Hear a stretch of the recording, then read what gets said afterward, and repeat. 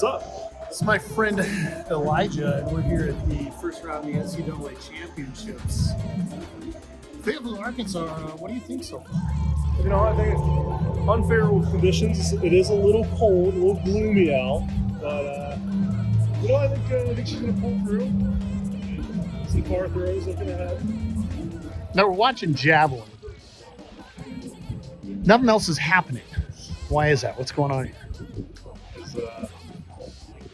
I don't know. Nothing started yet.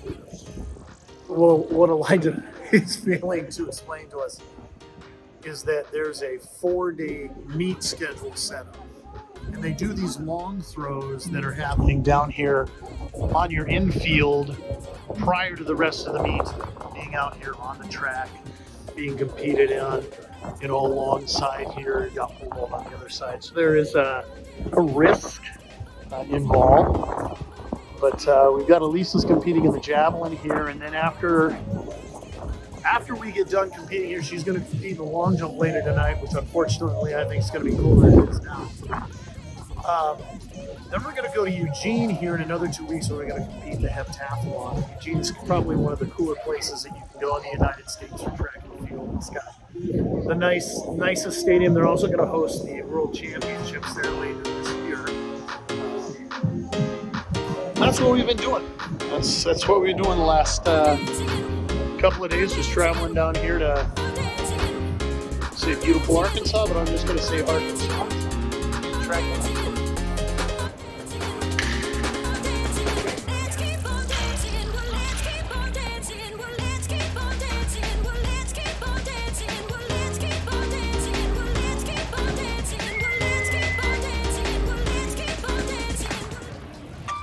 Here we are at some random middle school track.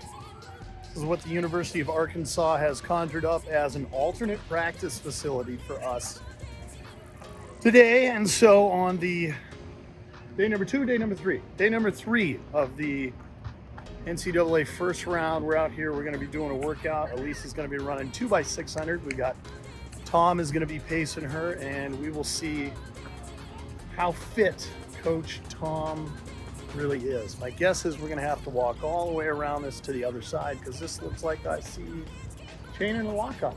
See a gate anywhere? I see Tom over there. Yeah, let's walk around over here. Weren't really clear on where we were supposed to park, but anyway, weather's finally cleared up. It's actually fairly nice.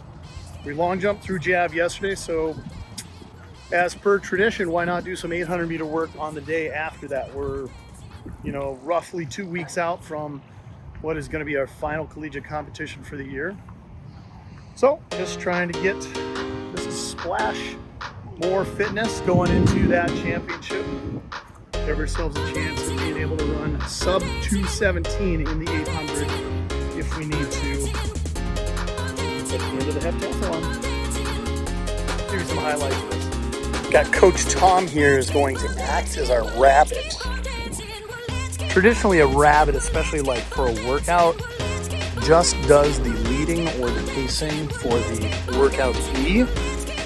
So in this case, we're going to try to run 34 for the first 200. No, 33 for the first 200, 34 for the second, to come through in about 67. And we're going to try to run a 35. I feel like I should be way faster. So everybody's ready. Start of the workout here. Tom's figured out how far 100 meters is. Elisa's done some strides. Heart rate's down to 125, so. And I'm not even going to keep a watch on this because Coach Tom has got a watch on it. He's worried about that. Whole goal here is to simulate what we're going to be doing for 800 meters. When we're actually in a heptathlon, you can see Coach Tom there is checking his watch again. Tom was a high-level middle distance runner. He's run 147 for 800, broken 4 minutes for the mile. Coaches all of our distance athletes here. The heptathletes are predominantly in our group. But the downside when you travel on a trip like this is that you don't really have a whole lot of teammates people to work with. And people forget that, like, during this part of the year, we still need to get training in when we are out and about. And I'll put a clock up here when I review this stuff to see if we can keep track at home. So they're coming through here and have 200 to go. It's good. Stay smooth. Make Tom do the work. You can see again now. So this is her personal best for the 800 is 2:17. We ran that at California. Race kind of worked perfectly just like this, and she was highly motivated to set a personal best. So she came down the home stretch just like this and ran past the competitor that was in front of her to finish with a new personal best. Before that, I think her personal best indoor was 2:22 or 2:21. But we've come a long way from her freshman year. I think she ran 2:32 as her personal best, maybe at the national meet. So there you go. We are 600 meters into our workout. So now what we're actually going to do is we're going to take 20 minutes and we're going to rest. And that is going to allow all of the systems to regenerate and get to a place where we can call it fully recovered. Honestly, once you get to 20 minutes, it's recovered enough to produce a very comparable effort. So that wasn't a race max effort. That was an effort at race pace, but only at 600 meters or 800 meters. So we're going to give the body 2 hits of that. If we were going to do 1 hit of that, we would do it faster.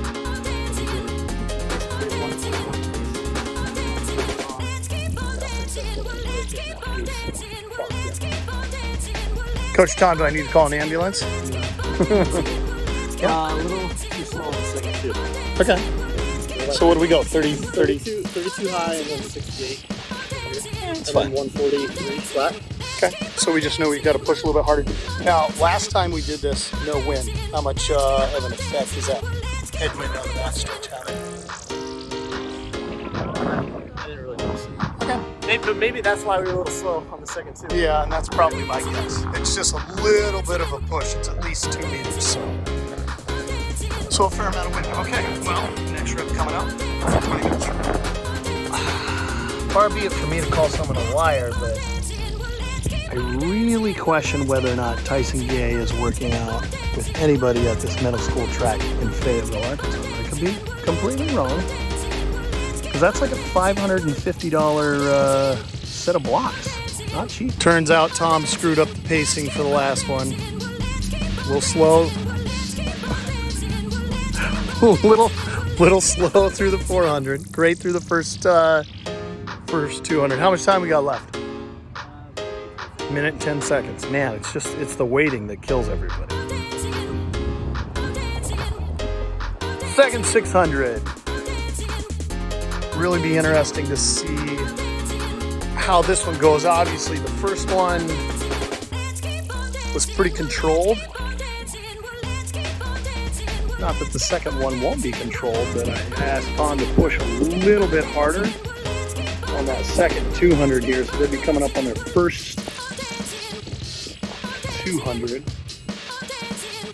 The last time Elisa ran an 800, she went through in 67 and came back in 70 to run 217. 2 other girls around the 800 the same day went through at 70, came back in 70 to run 220, and I just wished that they'd gone out a little bit harder. Just keep pushing! We're working hard. The difference is when we do this at home with music and yelling, it's very easy to stay up, stay motivated. Get on his shoulder, come on!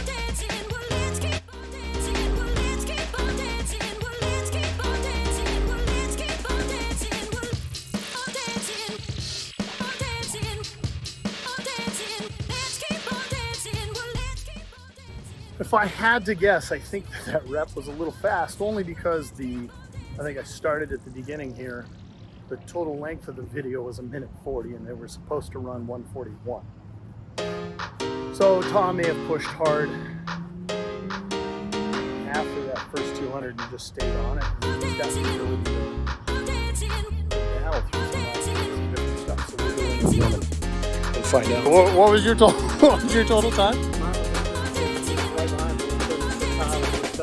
You're a terrible pacer. We came through in 61 high. But in this scenario, I honestly would prefer that, right? Go out, run a very controlled 143, take 20 minutes and come back and run something that's right at a personal best. I think they ran a 136, 137. That's right where she was. Right before they went out to California. Yeah. So. And that was probably on their first one. That was the only one. Only one, okay. And we had sandstorm blasting and kids yelling at her. And so running this on the second one's really good. yeah, I think that's really, really good. And that's honestly, it's hard for everybody to understand, but really only need to do a workout like that every 14 days. Yeah. Anything, I think, above and beyond that, it's just too much stimulus. If your body's already adapting to the previous stimulus, it doesn't need more noise. It doesn't need it once every 7 days. No. I'm going to just keep up some of the aerobic work. We'll come out here tomorrow and do another aerobic workout. But it won't be as much a workout as it will be a recovery modality. We'll do a bunch of circuits. Actually, we won't even come out here. We'll go to the facility over there at the University of Arkansas. You gonna get a sip of coffee here? Recovery drink right now. Get your heart Throbbing again. Nothing better than hot coffee.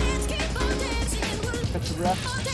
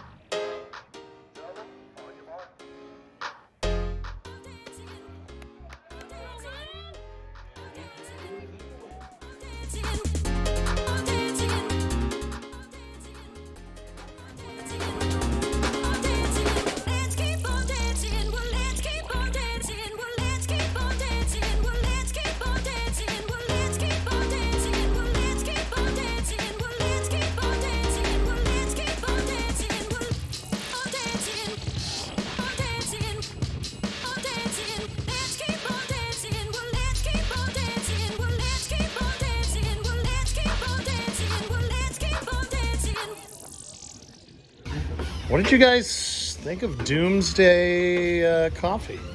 Huh? It's okay. It's average. Average. Luke, Yeah.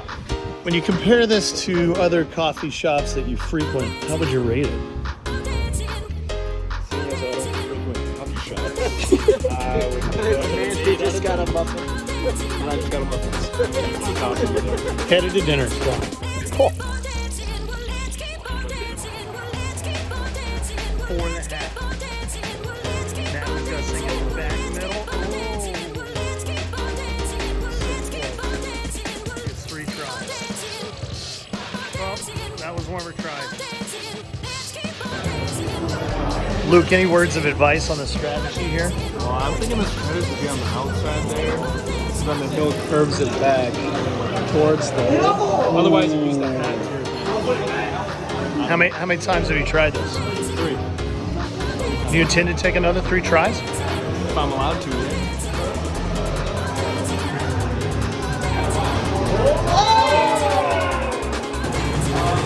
Okay, so after that discussion, Luke just put it in the hole. What are we doing here, Luke? No, that went right in the hole. Luke, what are you going to be selecting here? Ooh. Branded Topgolf golf ball.